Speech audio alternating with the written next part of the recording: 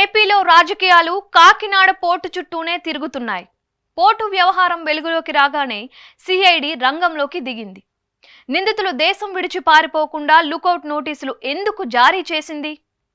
ఈడీతో విచారణ జరిపించాలని వైసీపీ ఎందుకు డిమాండ్ చేస్తోంది? ఇవే ప్రశ్నలు చాలా మందిని వెంటాడుతున్నాయి.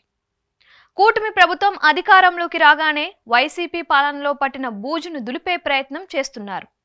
తొలుత ముంబై నటి జత్వానీ కేసు, ఆ తర్వాత సోషల్ మీడియాలో వల్గర్ పోస్టులు, ఇప్పుడు కాకినాడ పోర్ట్ ఇష్యూ.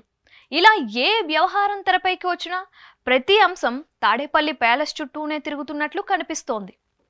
తాడేపల్లి ప్యాలెస్లో సిఐడి అడుగు పెట్టే సాహసం చేస్తుందా? లోగుట్టున అధికారులు విప్పుతారా అన్నదే ఇప్పుడు ఆసక్తికరంగా మారింది. గడిచిన 5 ఏళ్లు సిఐడిని ఓ రేంజ్లో వాడేసింది వైసీపీ. ఇక వర్తమానంలోకి వద్దాం.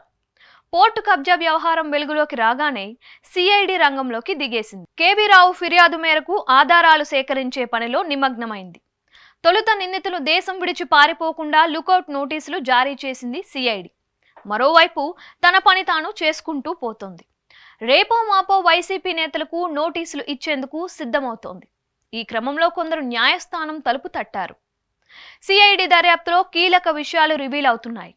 సెజ్లో వాటాలు దక్కించుకున్న విషయంలో ఆడిట్ కంపెనీ విజయసాయి రెడ్డికి నామినీయే అంటూ వార్తలు వస్తున్నాయి.